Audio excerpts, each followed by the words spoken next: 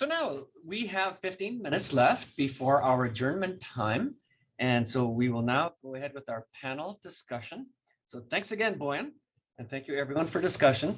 So now I'd like to ask each of our speakers to present their summary thoughts, whatever has emerged most prominently in your mind, and preferentially including your thoughts on what are the next steps so that we can go forward as a global earth science community in developing this field.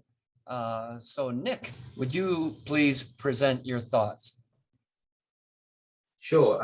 My thought only occurred to me just in the last 5 minutes as Boyan was speaking, but I think the most important thing I've learned is that some communities have insisted that publication requires data linkage. So if you want to publish a paper in this journal, you have to provide your data or present it in a certain way. It would be wonderful if the geological publications, such as episodes for stratigraphy, actually insisted on, look, it's not just okay to send us a PDF or whatever. You actually do want these concepts marked up in a particular way. So you can send the paper in, but you need to send either formulate it in the paper or send in a data thing to say, we have defined whatever it is you have to find. In episodes case, it would be, refinements on the time scale, and that you've defined it using artifacts that link back. Now, this is a chicken and egg thing. It requires there to be an authoritative timescale or other ontology to deal with, to use, to mark up against, and the authority only comes when the publications sort of accept them. So I'm hoping that with the ICS's growing web skill and its kind of enhanced engagement with the semantic web artifacts, if we really say, look, this timescale, it's not just endorsed by the ICS, but it's kind of ICS core stuff.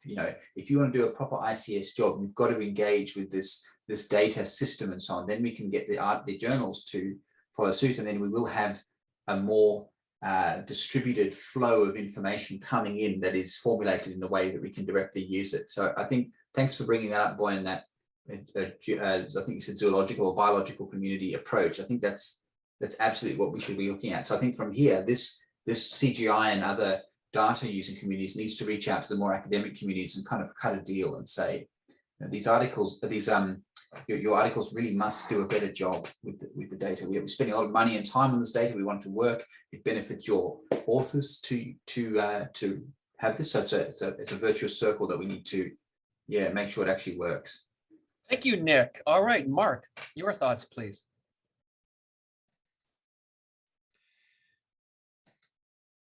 So I guess I'm learning, and one of the questions I had before this meeting started was essentially, what is the role for the geological surveys in I guess preparing data? And I guess I'm getting a sense of some of the answers coming from Boyan and Nick through this presentation. So that's been instructive, I guess. But so down the track, we're all holders of vast amounts of information, and so as a survey, you need to be, I guess, preparing those data in a way that can be absorbed into these systems. So and of course a lot of our surveys are not nearly as information resourced in terms of skills and expertise. So I guess how at some stage when the systems are maturing, what is the process by which the geological surveys can start to contribute to some of these models?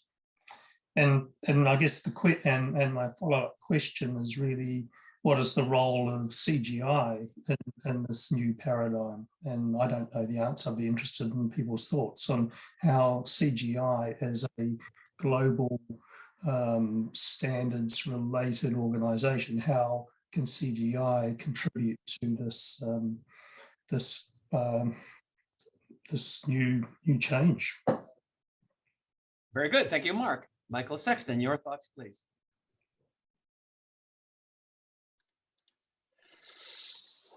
I really enjoyed the presentation by Boyan. I find when I listen to his presentations, I learn more than I expect to. So, or add a lot to my knowledge. Nothing else to really remark on. I do know through my work on our mineral resources database that a lot of the things that we capture within it can't be represented by our Earth Resource ML model that we use. And it's these limitations that we sort of are frustrating in some ways, but I guess that's just part of trying to conform to standards. So thanks. Thank you, Michael. Eric Boisvert, please.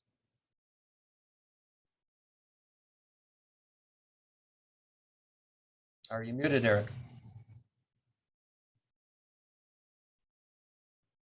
Did we lose Eric? Well, we'll come back to Eric. Professor Hu, would you give us your summary remarks?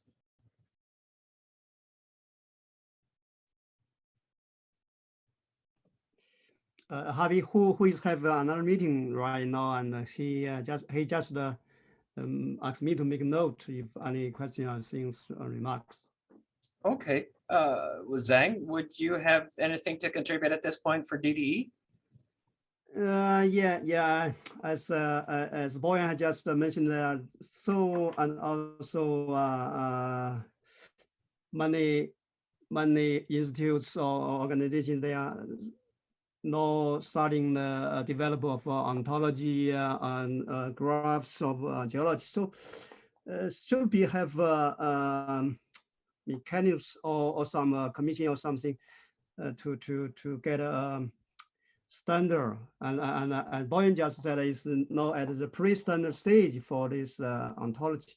And the DDE is also doing a lot of things on this, and so far is doing by scientists from from the top to the bottom, and then by machine learning from bottom up. So it's a huge job. So I'm just wondering whether CGI or can organize a kind of group to follow this kind of standardized issues. Also, should we consult with the ISO? ISO have some standards on ontology, on not geology right now, it's geoinformatics. That's my view. Thanks, Harvey. Very good. Thank you, Zhang. Eric Boisvert, are you there?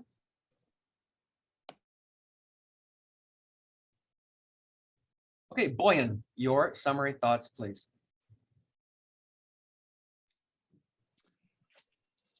Yeah, I'm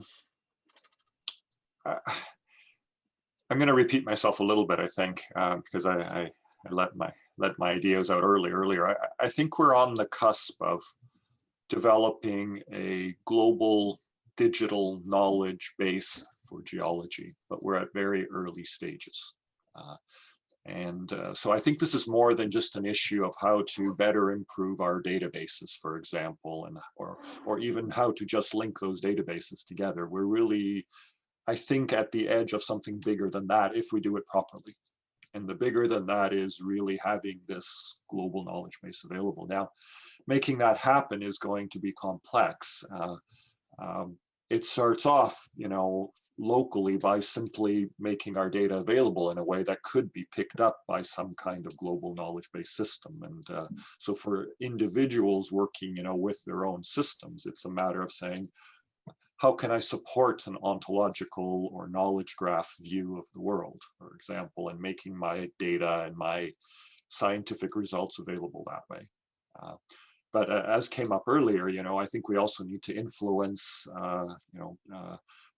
all knowledge producers, and that means journals and other institutions, like the IUGS, for example, etc., to fit together. So it's a long-term, large challenge, but I think that's the direction that we're heading. Now, at the local level, I'd like to mention, and it hasn't really been mentioned yet, so get down from the lofty ideals, but on the local level, it's not simply a matter of, for me, also working in a geological survey and having to deal with day-to-day local issues. This is not simply about contributing to a larger initiative so that science will work better, but that is part of it, being a scientific organization, but also about simply being able to manage our knowledge and data more effectively and efficiently. One of the things that we suffer from is that because geology is complex, the number of databases and the structures for organizing those databases is really very difficult, and it really makes the management of that data complex.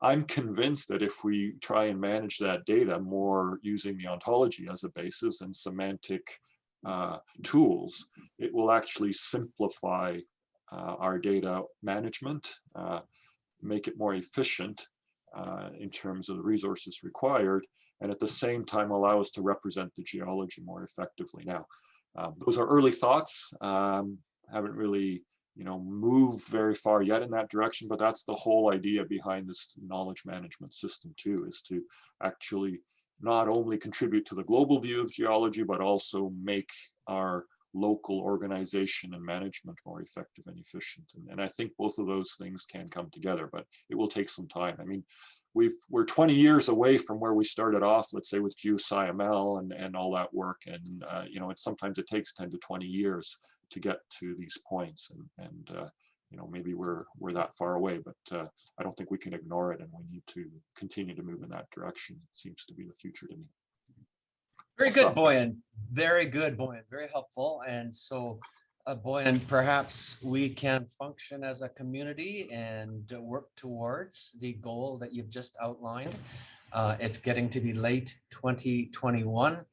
And I think we can anticipate that there will be some sort of an event during 2022 as we try to make up for the loss of the International Geological Congress in India last year. So maybe we could strive to certainly work with the important role of DDE, and at the same time sustain the linkages that we're seeing here today, along with other linkages, and bring into focus the next level of planning at that event next year. And then maybe we can think of milestones that we could strive for in relation to the International Geological Congress in 2024 and the subsequent Congress in 2028. Within the more geological side of things, the IUGG is a crucial partnership as well. So Boyan, perhaps we can think about an orderly, stepwise approach to this. Yeah, I mean, one thing that comes to my mind, and other people can jump in here, is that, the way that we proceeded in the early days of GeoSciML is probably a good pattern, and that is that it required both some experimental development of knowledge structures and testing of them by linking together data sets and knowledge sets, right? And so I think we could do the same thing here. We could develop some pilot projects in collaboration with DDE, for example, who for whom this is a goal too, and work together to link some data sets using these ontologic-based mechanisms and learn from that and move forward until it's mature enough to perhaps standardize and do more with. So I can see a series of pilot projects that would be useful as a first step, for example. Excellent. Okay, we have almost reached our adjournment time. Who is eager to contribute something to general discussion?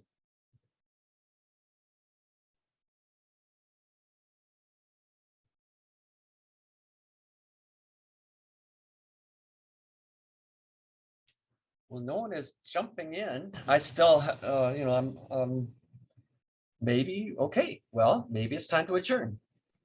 And unless someone, and does anyone see anything in the chat? No, okay. Well, I think we should declare victory and recognize that this has been an absolutely wonderful meeting. I have learned a great deal. I think our thinking has been stimulated. I want to thank Francois and Zhang and Laurent and Phil for getting us started with very helpful introductory remarks that provided the context for some of this very important work that is going on. And thank you, Nick, Mark, Michael, Eric, Hu, and Boyan for those very informative presentations. I think we've all generated new ideas. We all see the tremendous importance of this work. So I want to thank you all. We're working together as a global earth science team. We recognize our role in striving to understand the history of life on this planet, the history of the planet itself. This is fundamental to human perspectives worldwide. And at the same time, we play essential roles in providing energy, minerals, and waters to society, in protecting against hazards, in supporting civil engineering. What we are doing is of tremendous importance. So I think we need to recognize how we need to express appreciation to the superb, to the people who are doing the superb work that we saw today. And this is tremendously exciting. We see progress, we see a path forward coming into focus. And so I think this has been a great inspiration for us all. And I look forward to similar meetings in the future. So unless someone wishes to step in and add something, I just want to say thank you. I think we should applaud everyone for this superb work. Thank you, everyone. And I look forward to our next meeting along these lines. Farewell, everyone. Thank you. Thank you, Alex. Bye-bye. Thank you. Thank you. Thanks, everyone. Thank you.